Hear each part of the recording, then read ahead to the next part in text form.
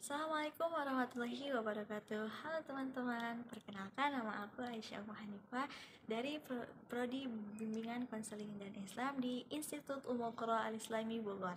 Nah, di sini aku akan mempresentasikan tentang teori dasar Anna Freud. Nah, di sini yang pertama aku akan membahas tentang biografi singkat Anna Freud. Nah, perlu kita ketahui bahwasannya Anna Freud ini adalah anak terakhir dari Sigmund Freud dan Martha Freud, yang dimana Anna Freud ini lahir pada bulan Desember 1895. Semenjak Anna Freud usia anak-anak, Anna Freud ini sangat dekat dengan ayahnya.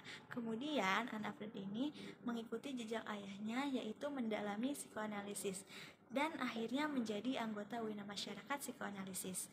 Nah, pada tahun 1967, Anna Freud ini diangkat sebagai Panglima Kerajaan Inggris. Kenapa? Karena distribusinya yang sangat besar dalam bidang psikologi anak. Nah, Anna Freud juga mendapat gelar MD sebagai suatu kehormatan. Akhirnya pada usia 87 tahunan, Anna Freud ini menyerah karena penyakit anemia yang dideritanya. Kemudian di samping aku ini ada pembahasan tentang 6 perkembangan anak. Nah, yang pertama itu ada dari ketergantungan menjadi percaya diri, yang dimana ketergantungan itu si anak ini masih bergantung dengan orang tua, sehingga pada akhirnya dengan adanya dilatih untuk mandiri, akhirnya dia percaya diri untuk menjadi mandiri.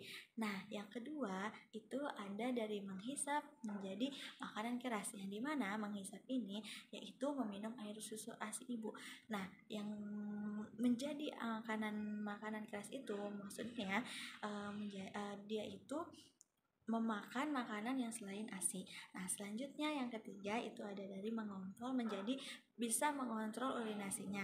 Nah, dari dia mengompol yang diurus oleh orang tuanya hingga dia dilatih oleh orang tuanya, akhirnya dia bisa mengontrol urinasinya sehingga dia tidak mengompol lagi. Nah, yang keempat itu ada dari tidak bertanggung jawab hingga bertanggung jawab. Nah, dari tidak bertanggung jawab ini contohnya seperti dia setelah bermain dia itu tidak membereskan kembali atau tidak merapihkan kembali, meninggalkan begitu saja. Nah, ketika dia dilatih oleh orang tuanya, dilatih oleh kerabat-kerabatnya, akhirnya dia menyadari bahwasannya sudah ada mulai rasa tanggung jawab di dalam dirinya. Sehingga ketika dia bermain, setelah bermain itu dia tidak langsung meninggalkan kembali, dia langsung merapihkan dan membersihkan keadaannya. Nah, yang kelima dari egosentrik menjadi kerjasama, yang dimana dia sudah mempunyai ego marah, kecewa, sedih, senang, dan bahagia. Nah, dengan adanya kerjasama dari orang tua ini, kita harus adanya kerjasama untuk saling mensupport, atau ketika dia sedih, ketika dia kecewa, nah kita itu harus sebagai orang tua harus memberikan atau memberikan sesuatu yang dia suka sehingga anak tersebut bisa bahagia dan senang. Nah, yang keenam itu ada dari tubuh menjadi mainan dan mainan menjadi bekerja, yang artian ketika dia masih kecil dia selalu bersama orang tuanya atau bersama dengan ibunya. Dalam artian dia ketika tidur dia selalu berpelukan dengan ibunya, berpelukan dengan ayahnya.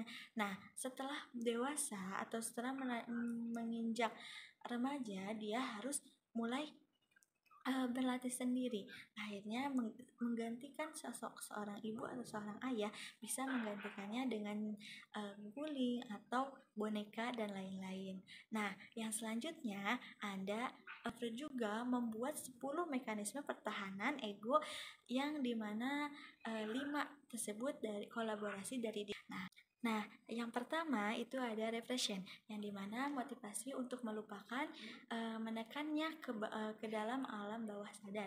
Contohnya, ada seorang gadis yang dia merasa cemas atas dorongan keluarganya. Ternyata keluarga tersebut menyembunyikan masalah dari dirinya. Yang kedua itu ada penolakan terhadap kebutuhan, yang itu sifat penyangkalan diri yang lebih besar dari penyangkalan keinginan atau kebutuhan duniawi. Contohnya seperti seorang remaja, dia mungkin mengubah dirinya untuk tidak mengasumsi makanan yang berlebihan. Yang ketiga itu ada projection, yang dimana pemberian nama kepada orang lain ketika sesuatu terjadi yang tidak dapat diterima. Contohnya, si A membenci si B. Nah, super ego A melarang membenci si B karena misalkan si B-nya itu adalah atasan dari si A. Yang keempat itu ada penempatan yang keliru, yang dimana yaitu biasanya berperilaku agresif kepada target pengganti yang sasaran yang tepat terlalu mengancam. Contohnya, si A marah kepada si B karena dia meminjam barang si A tanpa sepengetahuannya. Tapi si A ini tidak bisa marah kepada si B karena si B ini selalu memberikan makanan terhadap si A. Nah, akhirnya si A ini melampiaskan kemarahannya kepada si C. Nah, yang kelima itu ada melawan diri sendiri, yang dimana pengalihan impuls batin terhadap diri sendiri yang bukan dari lahiriah, yang akan menghasilkan terhadap dirinya itu depresi dan bersalah. Contohnya seperti seorang remaja yang menyimpan kebencian terhadap ibunya atas pemberian kasih sayang, dia akan cenderung menjadi pasif dan menuduh dirinya bahwasannya dia itu merasa bodoh.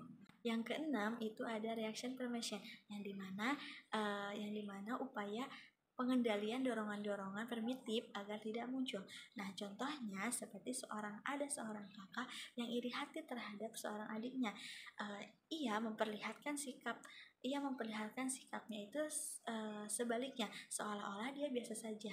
Selanjutnya ada yang ketujuh. Yang ketujuh itu ada identification with the aggressor, yaitu dimana menghadapi sifat-sifat atau tindakan dari orang atau objek yang ditakuti. Contohnya, anak kecil yang ingin berjalan di lorong rumahnya, akan tetapi dia takut akan hantu. Nah, cara menghadapinya, dia ketika berjalan di lorong tersebut, dia sambil berkata, "Jadilah kamu hantu yang lucu agar aku tidak takut." Yang kedelapan itu ada isolation, yaitu isolasi emosi, yang dimana contohnya ada seorang murid yang benci terhadap gurunya. Nah, kemudian si murid tersebut bercerita kepada orang lain tentang gurunya dengan tanpa menunjukkan rasa benci tersebut. Yang kesembilan itu ada undoing, yang dimana upaya untuk menebus rasa bersalah dengan meniadakan keinginan atau tindakan yang tidak bermoral. Contohnya, ada seorang anak kecil yang mencuci tangannya karena merasa bersalah terhadap temannya ketika dia bermain tanah. Nah, yang terakhir atau yang ke-10 itu ada regression, yang dimana yaitu kemunduran berperilaku ke tahap sebelumnya. Contohnya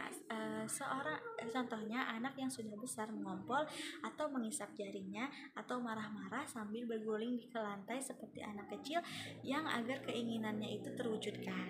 Nah, mungkin ini adalah perkembangan dan mekanisme pertahanan ego menurut Anna Freud. Mungkin sekian dari saya, kurang lebihnya mohon maaf. Wassalamualaikum warahmatullahi wabarakatuh. Bye, see you. Semoga bermanfaat.